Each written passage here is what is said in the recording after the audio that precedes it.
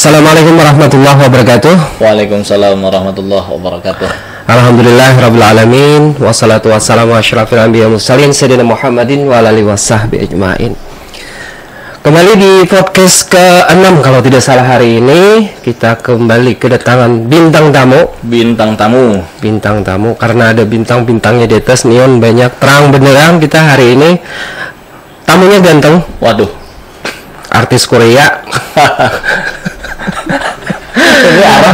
Jadi sudah lama ditunggu beberapa kali kan, ternyata baru bisa datang pada hari ini. Dan sore ini katanya kebetulan mau ke Banjarmasin dan alhamdulillah masih bisa menyempatkan hadir di sini. Dinda kita sahabat Muhammad Hidayatullah, Ketua Ikatan Nananggaluh Kalimantan Selatan. Iya. Gimana kabarnya nih? Khair, alhamdulillah. Wah, ini kita lain Korea sebelumnya. Kita ini orang Arab-Araban. Nah, Arab berabai. Aktivitas sekarang kita fokus dulu di pendidikan, nyelesain dari S1 itu kan, terus fokus buat pelantikan di Ikatan Nananggaluh Kalimantan Selatan dan juga fokus usaha kecil-kecilan kayak gitu. Ya. Kemarin rencananya mau calon di PDKNPI, terus tidak jadi lagi. Kira-kira apa motivasi yang membuat mundur itu? KNPI sebenarnya semua pemuda ini adalah KNPI, Kak. Kita baca di ADRT-nya kan kemarin, semua pemuda adalah KNPI, dan juga kita merasa pemuda, dan teman-teman juga senior kita ada yang mau maju, kita dukung senior dulu kan. Kita dukung senior, dan orang tua pun berlapang dada atas hal itu. Jadi Bung Salimi maju, kita mendukung karena program-program Bung Salimi ini sangat luar biasa. Artinya kita dukung dan kita support, dan sampai saat ini kita masuk dalam pengurusan sebagai wakil ketua. Mantap.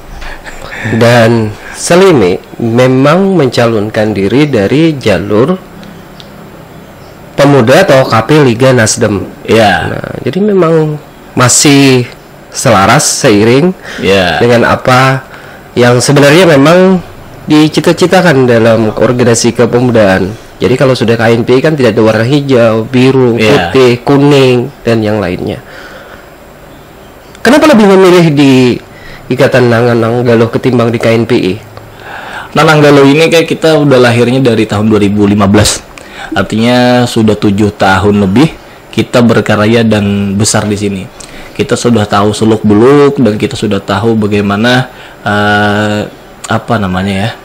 kerja keras di Nananggaluh, dan kita pastinya harus maju di sini nih kayak gitu kan. Nananggaluh butuh anak muda dan Nananggaluh butuh orang-orang yang siap seperti itu, dan kita merasa siap, kita maju di sini. Selain aktivitas di organisasi itu, ini agak santai. Iya, aktif di organisasi partai politik sebagai, kita di politik gitu kan dari tahun 2020 kemarin dilamar dari Partai Nasdem sebagai wakil ketua DPW Partai Nasdem bidang pemilih pemula dan milenial. Luar biasa. Biasa aja. Dan sampai saat ini tentunya bolak-balik karena jadi korwil di Hulu Sungai Tengah. Nah, targetnya untuk generasi milenial, memberikan edukasi pendidikan politik di tengah bobroknya money politik di Kabupaten Hulu Sungai Tengah ini gimana kira-kira? Kalau bicara money politik, ini perlu edukasi yang sangat mendalam, Kak. Ini perlu kerja keras juga, dan kita sebagai seorang diri pun tidak bisa bekerja seperti itu kan. Artinya perlu edukasi yang perlahan-perlahan dan bisa masyarakat menerima, dan ini belum tentu juga diterima. Sedangkan kita lihat dari calon gubernur tadi kan, bicara-bicara tentang money politik, dan itu sangat berusaha kan. Artinya ini suatu angin segar. Artinya di 2024 nanti insya Allah kalaunya ini kita bawa isu-isu tentang edukasi money politik, ini akan menjadi pembelajaran baik.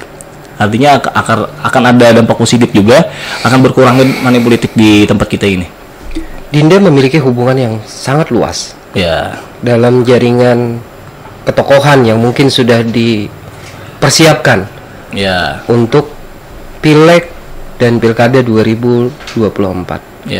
Dengan potensi yang ada ke depannya, sebenarnya kalau melihat Kalau misalnya menjadi pemimpin di Kabupaten Hulu Sungai Tengah ini, apa yang ingin digarap? Batu bara tidak, misalnya sawit tidak. Terus kapan masyarakat mau sejahtera? Kita ini anak seorang pensiunan, dan kita ini anak yatim sejak dini. Masih jauh harapan kita untuk jadi pemimpin. Ayah Anda anggota DPR kan dulu sempat? Iya, cuma kita belum pernah menemui kan. Jadi kita Arma. Ya, jadi kan kita masih jauh harapan seperti itu. Masih perlu banyak belajar. Kita ini nggak bisa dijebak pertanyaannya. Jadi sebagai generasi yang sudah tua dan sudah merasakan muda.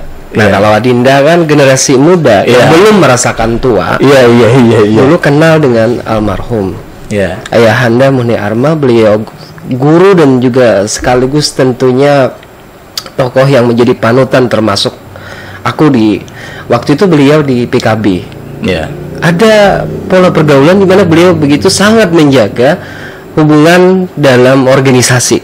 Iya. Dan itu bisa mempererat dan kemudian menjadikan PKB waktu itu yang tidak disangka-sangka bisa memperoleh kursi di zaman beliau. Nah, apa yang menjadi hal yang ingin ditindaklanjuti atau ingin diteruskan dari apa yang dilakukan oleh Ayanda supaya di masa-masa dulu kan ada cita-cita beliau yang ingin direalisasikan, mungkin akan terrealisasi. Siapa tahu misalnya Dinda jadi kepala daerah. Asal jangan di kepala masjid saja, itu tower. Seperti kita katakan tadi, itu jauh dari harapan kita. Ya, jangan jauh dari harapan kita. Kita ini anak dari pensiunan dan yatim sejak dini. Artinya perlu banyak belajar, dan juga kita pun belum pernah berkeluh kesah masalah politik dengan beliau kan. Kita ditinggal sejak kecil di umur 9 tahun. Artinya sekarang ini kalau bicara politik kita banyak belajar otodidak ke teman-teman gitu kan, ke kakak-kakak senior seperti itu. Artinya masih banyak pembelajaran dulu untuk masalah politik. Jadi kita kurang bisa bicara tentang politik. Artinya kalau bicara tentang anak muda kita bisa. Anak muda yang tidak bicara politik tapi gaya hidupnya politik. Iya lah. Tapi jangan sampai buta tentang politik kan, seperti itu kan. Iya. Di Inaga, Ikatan Nananggaluh, kumpulan cewek-cewek, laki-laki ganteng-ganteng semua. Tapi kalau menurut aku sih nang ganteng itu nang kayak aku kan kenal parut nih, kenal parut pada dada. Ayo, cowok seksi itu seperti itu, bukan yang sikpak, karena sikpak itu sama-sama temannya sikpak juga kan. Batuk gini kan. Ada menjalin hubungan dengan sesama Nananggaluh misalnya, seprofesi saat ini, apa punya pasangan? Kalau saat ini kita lebih tafakur diri, muhasabah diri dulu, karena insyaallah di tahun ini atau tahun depan kita insyaallah khitbah, kawin, insyaallah nikah atas restu orang tua. Jadi ya hari ini lakian kah binian kan dipastikan sudah dipastikan. Kita ini pecinta wanita, bos. Iya. Pecinta wanita artinya wajib gitu sama wanita. Nah, dari gaya kan, terus dari sopan santun selama ini, miriplah politikus sejati ke depannya. Mudah-mudahan bisa meneruskan cita-cita dari ayahanda di Kabupaten Hulu Sungai Tengah ini. Insyaallah. Untuk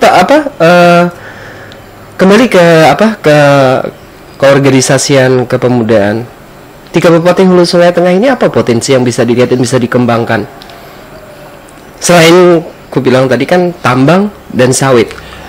Oke, ini kan kita patut berbangga. Hulu Sungai Tengah ini dataran rendah dan dataran tinggi kan. Kita lihat potensi wisata itu sangat luar biasa, apalagi saling berkaitan erat tentang Nananggaluh. Nananggaluh ini kan duta wisata dan duta budaya. Nah, salah satunya di Barikin sana ada kampung budaya, Kampung Barikin, yang mana dulunya musik panting sangat terkenal di sana kan, pada almarhum Pak Sarba ini. Nah, terus kita lihat juga di Batu Benawa banyak sejajar sana wisata-wisata, ada Limbuhang, ada Manggasang dan lain-lain. Artinya Barabai ini potensinya sangat banyak, apalagi khususnya di wisata. Nah, seperti itu. Artinya pemuda-pemuda saat ini janganlah enggan untuk buta untuk masalah potensi di kampung kita. Kita harus melek dan harus bisa upgrade diri. Bagaimana caranya pemuda Barabai ini harus bisa punya kreativitas.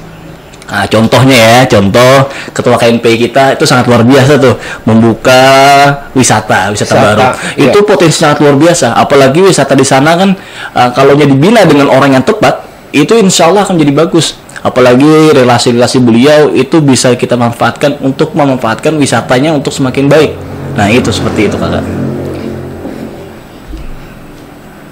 Tapi kan kadang itu tadi untuk pariwisata ini kendalanya. Kadang musiman, insidental, tidak berumur jagung, misalnya tidak seumur jagung, karena pengelolaan dan yang lainnya. Kelemahannya yang dilihat saat ini, bagaimana sih sebenarnya pengelolaan pariwisata kita? Kita pernah belajar itu di Nananggaluh waktu pelatihan, itu namanya sadar wisata. Tergantung sadarnya kita, punya wisata, punya keunggulan di kampung kita, punya kemauan. Nah, itu kita bina. Jadi kampung kita, SDM kita harus bina itu. Kita harus sadar bahwa ini loh bakal nantinya peninggalan dari anak cucu kita. Ini loh yang bakal menghidupi kita sehari-hari. Nah, itu yang harus kita bina, itu harus kita timbulkan edukasi seperti itu untuk SDM di sekitar wisata. Seperti itu, Kakak. Iya, kita ini punya potensi kan, selain pariwisata juga ada pertanian, peternakan, bahkan lambang daerah kita itu karet. Bahkan karet sahan ini mungkin ditinggalkan karena harganya juga menurih lah. Iya, harganya juga fluktuatif gitu nah. Untuk mengembangkan potensi itu, generasi muda malah malas, malu bertani atau juga berkebun. Karena saya ini calon sarjana pendidikan seni dan budaya, jauh dari pembelajaran pertanian gitu kan, jauh pelajaran tentang kayak wisata, tapi tidak menutup kemungkinan saya belajar di sana kan, sesuai dengan pengetahuan saya. Mungkin saya jawab seperti ini ya, kita harus membentuk juga anak-anak muda cinta tani. Nah, jadi anak-anak muda sekarang ini jangan malu bertani. Artinya potensi di Barabai pun juga bisa dikatakan di dalam pertanian pun bisa kita manfaatkan kayak gitu kan. Tapi kan kita nih bicara sebagai pengetahuan saja, bukan ahli. Kan? Kalau kita berkebun misalnya, tempat seperti di masyarakat kita di daerah Mahang, Sungai Hanyar dan sekitarnya, itu dalam seminggu memang harga cabai itu kan ada sampai 100.000. Gaji PNS malah kalah. Tapi memang capek, melelahkan, menyemprot, membersihkan, lalu memetik dan yang lain. Tapi itu kan semuanya proses, tidak ada yang instan. Mie instan aja kan perlu dimasak dulu baru bisa dimakan. Ini bicaranya kita kayak orang HKTI nih. Jauh. Kita kan kalau ngidul aja karena ketemu dan alhamdulillah hari ini bisa berdiskusi walaupun mungkin waktunya tidak terlalu panjang karena ada kesibukan. Nah, tidak ada yang instan dalam hidup ini. Dayat dipanggil akrab Dayat L. Silakan. Mau dimakan dengan cangkir-cangkirnya. Dipanggil Dayat L. Tidak instan. Dan dibilang yatim.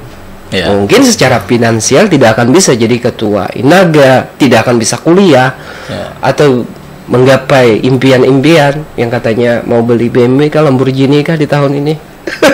Jauh walaupun kita ya. Tapi kalau Allah Ta'ala ngasih ya ambil. Ya kita kan tidak tahu ada apa. Jadi proses itu bagaimana sih merintis dari awal? Katanya ada usaha sampingan juga, berwirausaha. Selain kenalan banyak, bupati mana yang tidak kenal Bupati Banjar, ya kan, Pak Zaidi. Terus anak angkat kah, adik angkat kah dari Bupati Balangan, Pak Abdul Hadi. Itu kan suatu hubungan yang sangat luar biasa, tidak hanya sekedar politik tapi juga emosional, kekeluargaan. Merintisnya bagaimana? Yang penting itu kita harus siap membawa diri. Membawa diri ini harus jujur dan jaga kepercayaannya. Kita dari dulu kan, dari SMA itu sudah masuk 10 besar terus kan. Artinya waktu kuliah kita alhamdulillah dapat prestasi yaitu bidik misi kemarin kan. Nah, itu terbantu nih masalah kuliah kan. Bidik misi itu kayak apa maksudnya? Bidik misi itu ada 2 kategori, prestasi sama tidak mampu. Nah, mungkin dua-dua ini bisa tercakup nih kan, kita pribadi kan kayak gitu kan. Jadi masuk di sana, kita kuliah gratis dan dapat tunjangan dari bidik misi. Ya lumayan lah, 3 bulan kemarin ada sekian-sekian kayak gitu kan. Uang itu bisa kita hidup dan itu kita putar buat usaha. Buat usaha dulu pernah jual tas sasirangan. Kita putar balik bikin, kita nih kan orangnya harus gaya nih kan, harus gaya hidup, harus bisa penampilan yang baik karena kita mau bangun ketokohan, artinya kita harus kerja keras. Nah, dari sana kita putar, kita investasi ke sini, beli tas, jual lagi kayak gitu kan. Sambil kita pernah juga jadi event organizer, pernah jadi WO, pernah gitu kan. Terus kayak bikin WO sampai kita dulu tuh bikin grup namanya Mostri Project Indonesia. Nah, itu binanya Haji Yuda Binuang. Nah, dari sanalah kita bangkit semuanya. Sampai dapat dana hibah dari CSR sana. Nah, kita kelola dan kita banyak percayaan dari Abah Haji Ciut, Abah Haji Ijay kemarin. Dari sana kita bangkit semuanya dan sampai banyak relasi-relasi dari sana kemarin. Kita kenal bupati ini dan terus kita berkarir, ikut Duta Lalu Lintas juara 1, Duta Pemuda Indonesia kemarin kan, kita prestasi nasional dapat juga. Nah, jadi nama-nama kita ini atas hasil perjuangan. Seperti itu. Iya. Dulu kita pernah saya bikin program renovasi makam Datuk Suban. Itu di Tapin atas usulan dari Kanda Haji Yuda Binuang. Nah, itu lumayan, dananya 160 juta kemarin dikasih kan. Kita secara cuma-cuma. Jadi kita bikin acara seremoni dan kita renovasi. Makanya kan makam Datuk Suban sekarang udah mulai bagus. Coba cek aja di sana kan. Iya. Habis itu kita bikin acara tinggal Taman Sanggam di Balangan. Makanya kenal dari Abdul Hadi, Pak Ansarudin kemarin kan. Di sana kita bikin acara dari support di sana. Walaupun tidak separtai kan? Nggak dari partai, kita kan dulu belum berpartai. Iya. Nah, kita terus kita bikin acara disabilitas berkarya itu di Mahligai dan itu dapat kucuran dana dari Binuang itu sampai 200 jutaan. Artinya kita kelola terus. Kita putar dan kita bikin kegiatan-kegiatan lain. Nah, itulah mulai naik nama kemarin. Iya. Jadi ya kalau di Barabai ini kendala dari kawan-kawan kita berorganisasi itu adalah masalah dana. Mungkin termasuk OKP. Termasuk juga KNPI. Tidak ada dana maka tidak bisa bergerak. Nah, dari apa yang disampaikan itu kan banyak kegiatan, banyak proyek yang bisa dilakukan, dilaksanakan. Secara finansial juga ditunjang karena disponsori. Nah, bagaimana sebenarnya saran untuk KNP atau OKP dalam membesarkan organisasi mereka di sini? Karena kalau mengharapkan dana hibah, ya paling banyak berapa angkanya dengan durasi 1 tahun, 2 tahun gitu kan? Itu pun harus seling. Ya kan, selang-seling. Terima tahun ini, tahun akan datang tidak terima, tahun akan datang. Cuma 2 kali. Bagaimana kira-kira? Sebenarnya kita bangun menghidupkan organisasi ya. Dari SDM-nya dulu, dari pimpinannya dan anggotanya seperti apa dulu kan kita lihat. Orangnya kerja keras atau duduk-duduk saja gitu kan? Atau memanfaatkan organisasi atau memanfaatkan orang. Nah, itu bakal hancur organisasi kayak gitu kan. Yang penting pimpinannya dan anggotanya itu siap kerja keras gitu kan. Artinya apapun itu pasti dapat, insya Allah, kalau Allah Ta'ala meridui kayak gitu kan. Berkat salawat Kak. Iya, luar biasa. Jadi kehadiran Dayat itu kalau kulihat ya dalam komunitas bisa menghadirkan keceriaan, kebahagiaan, menyenangkan orang lain, memuji-muji orang lain. Tapi kan itu adalah pola komunikasi yang dibangun begitu baik. Dan belajar dari siapa? Kita ini belajar secara otodidak Kak. Otodidak artinya kita kenal ini, kita ambil yang baiknya, yang buruk kita buang. Yang baiknya kita ambil, yang buruk kita buang kayak gitu. Jadi semua orang ini, semua kawan-kawan itu adalah guru-guru saya. Jadi saya tidak ada membandingkan ini siapa semuanya adalah guru. Dan salah satunya kan Pian. Pernah ada berkonflik dengan orang lain lalu memedam konflik? Kalau masalah konflik ya Kak, konflik ini bisa kita redam apabila kita memandang itu ada sekecil apapun untuk kebaikan dari dia. Nah, kayak gitu. Jadi kita ini orang yang pemaaf Kak. Orang yang pemaaf dan orang yang tidak mendendam. Artinya apapun itu, kalau kita mau tidur udah, itu kita lepas semua masalah. Artinya kita anggap semuanya Allah Maha Adil. Ada ungkapan seperti ini. Iya. Anda akan tetap dicintai oleh sahabat Anda seburuk apapun. Ya. Dan Anda akan tetap buruk di mata musuh Anda sebaik apapun tingkah Anda. Ya. Nah, berorganisasi kan kendalanya seperti itu. Kita sering terlibat konflik dengan beragam macam orang. Ya. Dan Dayat bisa eksis dengan kondisi yang seperti itu, apalagi dalam politik. Kancahnya kan tidak cuma lokal. Seandainya ketua KNP ya mungkin porsinya cuma lokal di sini. HST Inaga ini kan Kalsel. Konflik terbesar itu apa sebenarnya, dan bagaimana bahasa apa istilahnya memodifikasi konflik itu sehingga konflik bisa mendatangkan keuntungan bersama. Yang penting kayak gini kan, kalau bahasa Banjarnya ya, berorganisasi itu secukupnya, badang sanakan itu selawasan. Berpolitik bukan secukupnya. Berorganisasi ya kalau lah ya kan. Badang sanakan selamanya. Tapi kan berorganisasi ya, kalau misalnya kayak aku kan latar belakangku PMI, cuma aku dekat dengan PMKRI, dengan GMKI, maka lebih dekat dengan mereka karena mereka tidak pernah protes tentang penampilan rambut panjang misalnya kan. Karena ada saja orang yang aku datang ke masjid Muslim atau Kristen. Karena bingung, rambut panjang jargon kan supaya biniku pada tepat huruf melihati aku karena beda dari yang lain itu. Nah, dan ya dibilang tampang seram apa ya, itu mah masih mencocok pintu manis pang ketimbang nempades juga kan. Nah, terkait dengan tadi kalah bicara tentang eksis ya, tentang eksis. Sebenarnya eksis ini tergantung pribadi masing-masing, pola pikir masing-masing. Gitu kan, pola pikir masing-masing, dia mau upgrade diri atau mau jalan di tempat. Nah, kayak gitu kan. Jadi tanggal 20 ini saya berangkat ke Jakarta. Luar biasa. Menghadiri Kongres Asosiasi Duta Wisata Indonesia, dan sekaligus saya diminta dari Dewan Pembina mencalonkan diri sebagai ketua di sana, ketua Asosiasi Duta Wisata Indonesia, yang mana kita harus Kalsel harus hadir di sana. Kita ini adalah ibu kota negara, gerbang ibu kota negara, artinya kita harus hadir di sana. Jangan sampai lagi Kalimantan hanya sebagai orang yang bertepuk tangan. Iya, Kalimantan kalah selalu Kalsel. Jadi kan ikatan anak Kalimantan Selatan ini harus hadir semuanya. Adwindo itu harus hadir ke pelosok-pelosok. Makanya hari ini kita bersiap-siap gitu kan, Banjarmasin, kita memfokuskan itu Kak. Fokuskan itu, habis ketua Inaga Kalsel, kita menghadiri sana dan kita siap memajukan diri di sana. Kita harus dekat dengan menteri dan harus dekat dengan presiden. Nah, seperti itu. Dengan luasnya pergaulan itu tadi. Iya. Jadi sebelum kita berangkat ke sana kan, kita silaturahmi dulu ke istana gitu kan, silaturahmi dulu ke salam dengan Pak Jokowi gitu kan. Artinya orang Barabai ini harus jadi paloi. Apapun itu kawat harus. Dan orang Bandua kan banyak juga yang berkiprah di sana ya kan. Nah, jadi bisa nanti titip salam buat rekan-rekan yang ada di sana kan, para pejuang kita di Senayan. Ada kuliah masih di mana? Di Universitas Lambung Mangkurat. Ini S2 atau S1 nih?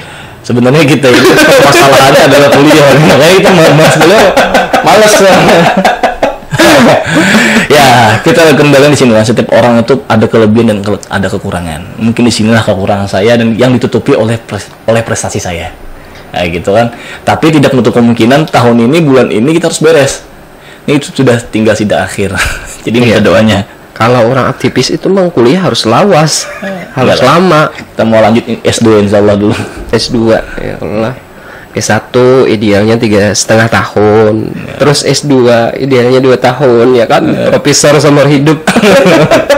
Sudah jadi profesor di bidangnya.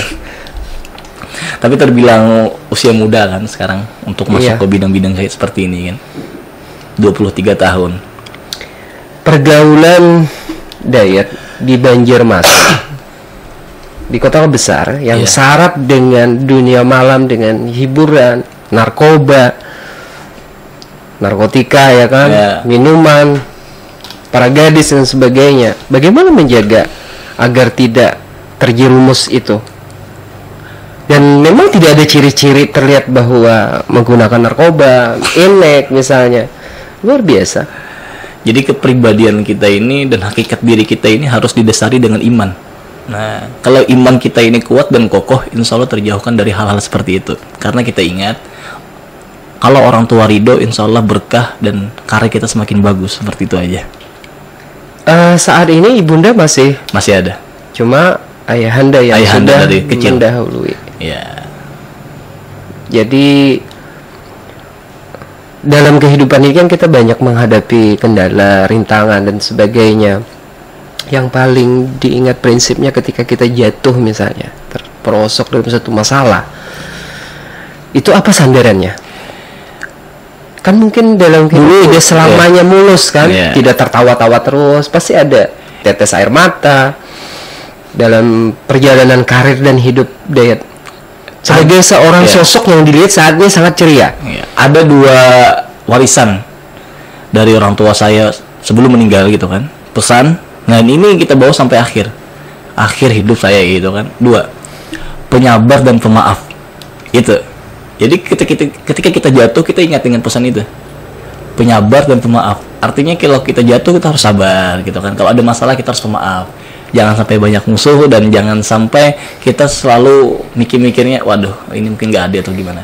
Pikir positif aja. Ada kawanku ngarannya Sabarudin, sabar tapi bertetampar aja gue kan tadi sabar. Belum sabar.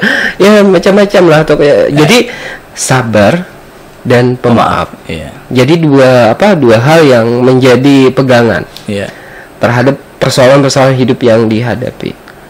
Kalau masalah manajemen keuangan pasti sudah mandiri nih kan, karena sudah bisa mendapatkan penghasilan sendiri, bahkan mungkin membantu orang tua. Di Banjar tinggalnya di mana? Kalau di Banjarmasin ini kan mau rencana mau ambil rumah. Cuma ini kan lagi kendalanya masih di rumah keluarga. Dulu kita pernah ngambil rumah, cuma kondisi yang kita ambil rumah kemarin itu banjir, jadi kita take over gitu kan. Nah, terus kita tinggal di rumah keluarga dulu sementara sambil bantu di keluarga, karena keluarga kita ini nggak ada cowoknya di rumah kan, kasihan. Julak di tempat julak namanya. Tempat julak kasihan gitu kan. Jadi sepupu sekali sama mama. Jadi biasanya kalau ke Banjar kesana terus kan. Jadi nggak enak kalau kita kesana ngambil rumah, kasihan ke keluarga. Kita ini cinta dengan keluarga. Iya, cinta dengan keluarga ya. Kalau lah bekerja dan menjadi tulang punggung keluarga mungkin juga ya, itu pastinya tuh. Dan ada beberapa wirausaha yang digerakkan ya, produk wirausaha kayak Pak Kasam katanya, bahkan kemarin juga untuk avitorial ucapan dari para pejabat luar biasa. Setiap bulan kan ada banyak pejabat yang menggunakan desa desain. Nah, itu menggelutinya bagaimana membagi waktunya, atau sudah punya tim sendiri? Avitorial misalnya, jasa desain yang bagus. Kalau usaha gitu kan, usaha dulu pernah punya nasi goreng 5 gerobak. Pernah punya nasi goreng 5 gerobak dan satu hari itu tembus 30 juta. Luar biasa. Tembus 5 gerobak di Banjar. Ada di Veteran, ada di Sungai Andai, ada di Perdagangan, ada di HKSN, ada di Sultan Adam. Tapi itu sebelum pandemi ya? Sebelum pandemi. Waktu pandemi bangkrut semuanya. Jadi udah pernah makan jatuh dan merasa senang pernah. Selain itu rasanya juga ada usaha yang cuci sepatu sebelum pandemi. Wah itu 1 bulan itu ya lumayan lah. Jadi dulu punya usaha cuci sepatu, Pak Kasam, nasi goreng. Itu dilakoni ketika menjadi mahasiswa. Kita gimana caranya mahasiswa harus kaya. Mahasiswa jangan sampai cengengesan gitu kan. Gimana caranya mahasiswa ini harus punya intelektual, punya harga diri. Iya. Jadi kalau kita harus kumpul-kumpul, kita harus bayarin ya gitu kan. Prinsip hidup soal kayak gitu kan. Artinya penyemangat diri kita. Nah, kita harus kerja keras. Jadi tapi alhamdulillah dibalik dari itu kita punya donatur juga. Kita buka-bukaan aja di sini kan. Karena kita ini pandai ngomong, pandai bicara, pandai lobby. Jadi waktu cuci sepatu kan, kalau cuci sepatu murni punya usaha saya kan, dari investasi saya sendiri. Cuci sepatu, ada langganan cuci sepatu yang tiap hari cuci sepatu gitu kan. Saya tanya dia usaha apa Pak, usaha apa Pak? Dia jawab, saya ini usaha biasa aja katanya kan. Tapi mau ajak kolaborasi usaha. Emang Bapak mau usaha apa gitu kan? Terserah kamu aja, yang penting usaha aja. Jadi saya usulin, mau bikin nasi goreng nggak? Tapi kita bikinnya 5 gerobak. Ya udah deal. Ini aku punya uang segini. Nih tanda deal. Ini perlu percaya kita kan. Jadi 2 hari satu seminggu langsung digarap. 1 bulan langsung jalan. Ini usaha, ada salah satu malaikat yang datang kayak gitu kan. Allah Ta'ala berikan kemudahan. Dan itu jalan selama berapa bulan? Dalam bulan dan bangkrut, dan orang itu nggak ada perjanjian kayak kalau bangkrut ya udah nggak apa-apa. Jadi orang ikhlas, nggak apa-apa deh, yang penting kita jalan aja dulu kemarin, nggak apa-apa. Karena trust, karena kepercayaan. Dan kemudian karena melihat etos kerja atau kinerja di lapangan dalam menggunakan amanah itu memang benar. Dan kondisinya karena pandemi itu juga memang semuanya harus paham gitu. Iya, menjadikan beragam usaha itu kan menjadi merosot, baik penghasilannya juga. Dan cuci sepatu pun kemarin toko tutup gulung tikar juga. Nah, jadi semuanya kita drop gitu kan. Tapi alhamdulillah Pak Kasam yang bikin bangkit. Dulu Pak Kasam waktu Pak Mardhani Haji Maming mempromosikan, jadi alhamdulillah hampir 200 box satu hari. Jadi bayangin aja kalau 50.000 kali 100 aja 5 juta kan. Iya. Bulan Ramadan kemarin hampir 50 jutaan. Jadi sangat bersyukur. Alhamdulillah. Masih dijalankan ini? Kalaunya Pak Kasam alhamdulillah per bulan tembus aja. Kayak 20K, 30 toples lumayan alhamdulillah. Yang penting alhamdulillah aja. Syukur gitu kan. Persatuan dijual berapa? Persatuan 50. Luar biasa. Jadi isi berapa gram? 650 gram. Udah masak. Belum belum 1 kilo berarti lah. Belum 1 kilo. Ini penting udah masak kan. Apa nama mereknya? Pak Kasam Mendunia. Oh, Pak Kasam Mendunia. Jadi kita ada menunya bukan hanya Pak Kasam kan, ada Hintalu Iwak Mendunia, Telang Asam Manis Mendunia, ada Iwak Rabuk Mendunia, ada Mande Mendunia, ada telang asam manis tadi kan tadi. Baru Pak Kasam Mendunia ada 5. Jadi dikirim ke luar negeri lah. Udah ke Taiwan. Oh, ke Taiwan. Taiwan. Yang mesen orang kita juga. Orang TKW. Terakhir tadi yang mesen dari Bupati Sampit. Oh. Alhamdulillah. Pak Kasam ini dibuat sendiri atau itu nggak mungkin buat sendiri? Maksudnya itu ada rumah produksi sendiri? Maksudnya kita pemberdayaan keluarga. Jadi keluarga kita berdayakan dulu. Terus kita belinya pun di pasar kan. Ini kan jaringan Pak Kasam. Jadi hari ini beli di sini, hari ini beli di sini, hari ini beli di sini kayak gitu. Semuanya harus rata. Semuanya harus kita kena bagian. Jadi itulah kita harus bantu UMKM dari sana. Iya. Kalau yang terkenal ini kan sebutannya Pak Kasam Mahang, Limau Mahang misalnya. Apakah mengikuti khas rasa dari situ atau memang ada dimodifikasi lagi? Enggak, sama aja. Tapi ini yang kita jualnya harus kering, karena kalaunya basah itu bisa jamuran. Oh. Nah, jadi harus kering. Kita harus paham dulu cara jualnya kayak gimana, cara produksi kayak gimana. Kita harus paham dulu. Contoh kayak Mande nggak bisa, harus basah. Kalau basah nggak tahan sebulan. Oh, kayak itulah. Nah, kita harus paham dulu kayak gitu kan. Kalaunya telang asam manis itu basah nggak apa-apa, tahan aja 2 bulan. Kita harus cek sebelum kita jual. Kita kasih tahu itu berapa bulan lamanya, kita tes dulu. Kita tes dulu di rumah berapa lama tahan kayak gitu. Oh, ini tahannya seminggu, oh tahannya segini. Kalau telur ikan kan, Hintalu Iwak itu tahannya seminggu.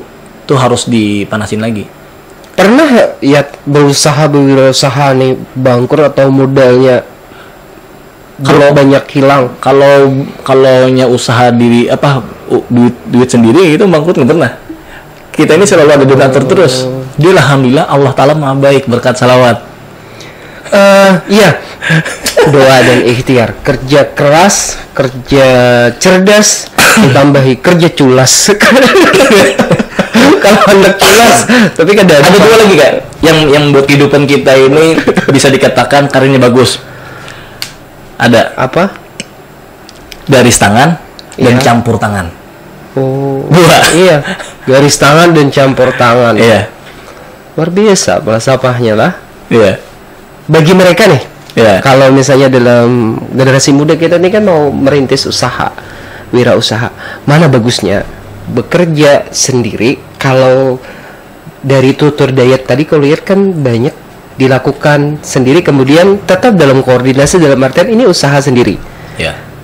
Mana baiknya kalau misalnya berusaha sendiri atau bergrup? Kalau grup saya punya namanya Elboss Group. Elboss Group ini di bawahnya ada Travel Millennial. Sekarang udah jalan. Salah. Jadi kita mengkoordinir aja link-link kayak gitu kan. Jadi koordinir travel jalan, kita persen berapa. Iya. Terus ada punya usaha rumah bersih. itu bersih-bersih rumah. Ya, yang seperti diceritakan semalam lah. Rumah bersih itu biasa membersihkan rumah. Bersih rumah, bersih kantor, pindah-pindahan gitu kan. Itu ada lagi tuh. Itu lumayan. Satu rumah ini bisa hampir 1 juta kalau bersih-bersih. Persenan kita kan 50%. Kita punya ownernya kan. Itu kalau 1 bulan ada terus kayak gitu. Jadi kita semua usaha itu dapat terus. Iya kan? Itu ada, dan juga kita punya ada jasa transportasi. Transportasi angkut. Contoh kayak pickup. Jadi kita mengkoordinir teman-teman pickup di Banjarmasin. Kita handle nomor-nomornya, kita simpan, kita bikin grupnya, dan kita bikin titik dari promosinya. Nah, kita handle. Jadi pickup milenial. Macam-macam usahanya bisa. Dan orang tidak terpikir usaha itu kemudian bisa. Jadi kalau bahasa orang kampung Belandanya menyambat, itu makelar. Ada juga jasa kan, jasa. Dan itu memang pikiran bisnis seperti itu. Ya. Laki-laki, dia berduit misalnya. Tapi kan beda dengan perempuan memperlakukan duit. Laki-laki semakin nakal dia semakin miskin. Sementara perempuan dia semakin nakal, kalau nakal dalam artian genit nih, dia bisa semakin kaya. Sebenarnya persoalannya adalah bagaimana cara memperlakukan uang dan menganggap uang itu bagaimana. Kalau diet nih misalnya, dengan penghasilan misalnya 20-30 juta misalnya. Oh, udah sampai. Karena misalnya kan penghasilan yang diperoleh itu, kayak apa memperlakukan duit itu? Kalau kita kayak gini Kak, kita ini kan banyak menghidupi teman-teman. Apalagi rumah kita selalu terbuka. Teman-teman pastinya kalau dekat sama saya pasti tahu. Kalau udah makan jam siang pasti udah ngechat saya gitu kan. Pasti ada jadwalnya. Malam pasti ada ngechat. Pasti ada jadwalnya. Jadi kalau udah balik kampung itu pasti ada jadwalnya. Itu kira-kira Kanda pasti paham kayak gitu kan? Nah, kayak gitu. Jadi kan uang itu kalau orang bisnis tidak seperti itu kan? Ya. Kalau kita ini bahkan pelit mungkin. Duit dicari kerja keras, keringat, banting tulang. Nah, apa ada tabungan, investasi dan yang lainnya, atau berbentuk natura, tanah dan yang lain yang dari hasil usaha itu tadi. Investasi kita ini, investasinya maksudnya investasi paling kita ini paling banyak untuk akhirat aja kan. Jadi kalau di dunia ini kira-kira Allah Ta'ala pasti mempermudah aja jalan. Jadi nggak mikir kayak harus investasi ini segala macam. Itu Allah Ta'ala pasti berikan jalan aja. Ya kalau sudah berbicara seperti itu kan memang setiap orang tentunya memang seyogianya seperti itu. Cara berpikirnya. Tapi tidak semua orang seperti itu. Ada yang bekerja pontang-panting, dapat uang, kemudian uangnya dihabiskan dalam waktu semalam ke karaoke misalnya, ke diskotik. Nggak pernah gitu. Nah kan seperti itu. Ada yang memperlakukan duit seperti itu. Jadi hakikat duit itu supaya berkah lah. Sedekah. Berkah. Sedekah. Berapa sedekah sebulan? Nah itu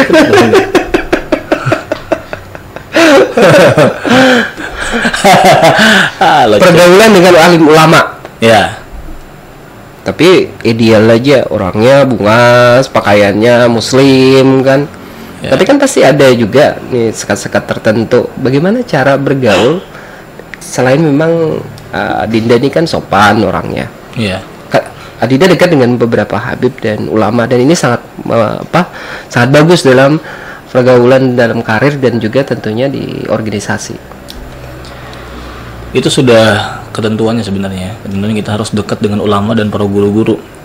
Tanpa ada guru-guru dan ulama, kita ini bukan apa-apa juga sebenarnya selain orang tua ya. Kita dekat dengan guru itu mencari berkatnya. Dengan habib kita cari berkatnya. Kita harus cinta dengan ulama dan habaib, gitu kan. Bagi anak muda pun kita harus bangun pemikiran seperti itu. Dengan adanya saya seperti ini kan sebagai influencer harus menginfluence teman-teman buat sadar bahwa kita pemuda ini harus kayak gini loh. Harus kayak gini, dekat dengan ulama, cinta dengan ulama, ngikut jalan yang benar, jangan sampai macam-macam kayak gitu. Makanya kita sebagai pemuda ini harus punya tanggung jawab secara moral dan secara diri pribadi. Nah, ini tugas kita harus sebagai anak muda itu harus menjadikan contoh yang baik. Nah, itu pemikiran saya seperti itu. Selain cari berkat, kita harus menjadi amal jariah seperti itulah. generasi muda yang akan datang tentu akan menjadi estafet Ya. penerus, dan ada bibit memimpin. Ya. Ada bibit memimpin sudah dikembangkan. Nah, kalau untuk di tahun 2024 misalnya kan, Ya. calon atau tidak? Itu hanya Allah Ta'ala dan orang tua yang merestui, dan Allah Ta'ala Oh, dikembalikan ke situ. Iya. Cita-cita terbesar yang saat ini yang ingin direalisasikan. Kalau cita-cita terbesar ini, kita ini Ya selain masuk surga, membahagiakan kuitan, ada target apa dia misalnya? potong langsung baru nggak jebakan terus. Kalau dari kecil itu kita emang cita-cita harus jadi bupati, jadi pemimpin daerah, karena kita cita dari kecil seperti itu kan. Cuma kalau ini tawaran dan dilamar orang seperti itu peluang yang sangat bagus. Tapi jangan sampai kita GR, gitu kan. Ujar orang anak muda ini kan GR. Tapi selain itu kita harus ikhtiar juga. Ikhtiar, tawakal, dan selalu berusaha. Bagaimana caranya bisa bermanfaat untuk bagi masyarakat dulu seperti itu. Seseorang yang bersungguh-sungguh dengan tujuannya, Ya, dia akan bisa mencapai hasilnya. Bila berpikir besar, maka akan menjadi orang besar. Tapi sebagian generasi muda mungkin tidak berpikir seperti Adinda Dayat. Ya. Sedikit ada masalah drop, ke narkoba kan. ya. Bagaimana sih sebenarnya kalau melihat ini, kembali mungkin sedikit ke pergaulan generasi muda yang sering curhat di media sosial. Itu hal yang bodoh sebenarnya. Hal yang bodoh. Itu ada orang Pernah melakukan? nggak pernah lah. Hal konyol. Kita ini punya orang tua. Kalau punya orang tua harus sadar dulu. Itu tempat curhat yang paling nyaman adalah orang tua. Itu biasakan dulu. Jangan sampai ke teman atau ke orang. Biasakan dekat sama orang tua. Nah, itulah cara bakti yang tersembunyi. Cara bakti tersembunyi adalah curhat dengan orang tua. Karena orang tua merasa dihargai di sana. Gitu kan. Nih misalnya Dayat ini misalnya ada masalah, Ya. terus menyampaikan ke orang tua memberi nasihat misalnya, terus diulang lagi kesalahannya, masih curhat lagi misalnya. Kalau kita jarang nggak seperti itu. Jarang. Ya, membentuk mental yang bagus dalam kehidupan berorganisasi, apalagi saat ini juga masuk dalam organisasi politik yang tidak hanya dalam skala lokal tapi juga sudah provinsi dan mungkin nasional, untuk jadi duta wisata tadi lah. Ada anggapan seperti ini, wisata Ya. itu akan bisa tumbuh apabila di situ ada esek-esek kayak diskotik misalnya, atau karaoke atau apa, dan itu terbuka. Ya. Kan sama seperti ini, pemerintah daerah itu tidak bisa menolak Alfamart dan Indomaret karena izinnya dari pemerintah pusat lewat USS perizinan itu. Nah, menanggapi persoalan itu, nah bagaimana sebenarnya supaya kita tetap menjaga daerah kita seperti ini, tetap agamis. Tapi sebenarnya diketahui mungkin ada beberapa daerah yang sudah ada karaoke-nya di sini, dan itu entah ada izin atau tidak. Kalau bicara hal itu kita tidak bisa bicara banyak. Iya, wisata kan? Karena kita ini jarang pulang kampung. Artinya kan kalau bicara seperti itu, kalau kita salah bicara, ini bikin fatal. Tapi ada ya sudah laporan ke DPR, ya sudah keluhan masyarakat terkait itu. Tapi mungkin kalau ada keluhan, saya pasti laporkan ke DPR. Karena kita kan punya praksi di sini kan, punya praksi di sini. Artinya lewat kita bisa juga kita sampaikan di sana. Di anggota-anggota dewan yang kita miliki di sini kan. Nah, kayak gitu. Jadi ada Kita bisa bantu fasilitasi, bukan menyengsarakan. Enggak. Menyengsarakan masyarakat, kebijakan yang diambil oleh pemerintah lewat legislatif. Kalau suruh memilih nih, mau jadi eksekutif atau legislatif? Kalau disuruh memilih, itu dua-duanya adalah posisi yang bagus, begini posisi yang bagus. Tergantung restu orang tua. Tergantung restu orang tua. Kalau tergantung orang, tapi orang tua ini kan tidak cuma orang tua kita, orang tua kandung, bisa juga orang tua angkat ya kalau lah. Nah, itu dari apa yang disampaikan mungkin ada kesibukan lainnya. Adinda ada closing statementnya atau pesan untuk generasi muda di Kabupaten Hulu Sungai Tengah? Jadi buat teman-teman semua, teman-teman sedang sanakan, tentu anak muda ini menjadi tolak ukur kita bagaimana berkembangnya kabupaten kita, kota kita, dan anak muda ini adalah pucuknya pembangunan, dan anak muda ini adalah pucuknya perubahan. Artinya ayo sama-sama kita bersama-sama membangkitkan semangat baru agar anak muda Barabai ini bisa dikenal dan bisa dilihat manfaatnya, seperti itu Kak. Jadi harus jadi orang bermanfaat, orang Barabai ini. Ya, jadi senang sekali pada hari ini Adinda bisa hadir di sini silaturahmi. Ya walaupun sebenarnya kita diskusi ini tidak ada terkonsep. Ya, tidak ada. Tapi politik terus katanya nih. Nah, dari apa yang kita sudah sampaikan tadi kan, kalau diarahkan ke politik juga lebih kepada. Nah, ini pesan lagi. Ini kan kita ada di sosial media, ada Instagram, ada WA, ada Facebook. Itu manfaatin media-media sosial kita di IG, misalkan ada HST Murakata, ada warga Murakata, itu dimanfaatin. Apalagi kayak ada bincang Bang Fatur, itu harus kita edukasiin dulu buat teman-teman di Barabai. Artinya di Barabai pun punya juga seperti ini, bukan hanya di kota lain ataupun di luar kota, harus punya gitu. Udah punya juga seperti ini kan. Iya. Nah, ini bangun citanya, bangun edukasinya harus sejak dini kayak gini nih. Harus dari ini. Nah, kayak gitu. Iya. Luar biasa. Semangat pemuda ya. Kalau misalnya tidak nanti mau jadi pemimpin daerah atau merintis KNP, kan KNP cuma 3 tahun. Hanya sementara. Iya. Jabatan di dunia hanya sementara. Kita ketahui lagi ini sementara. Kenapa? Sementara aja. Oh, sementara. Jadi demikian pemirsa di sudah bertemu. Iya. Wah, pemirsa di channel Cakrawala, terima kasih atas kehadiran dari Adinda. Semoga kita bisa silaturahmi lagi di masa akan datang dengan konsep yang lebih jelas, lebih terang benderang. Jangan bajakan. Terima kasih dan mudah-mudahan dan kalau ada salah dan hilaf di apa yang kami sampaikan, ulun pribadi memohon maaf. Wassalamualaikum warahmatullahi wabarakatuh. Waalaikumsalam warahmatullahi wabarakatuh.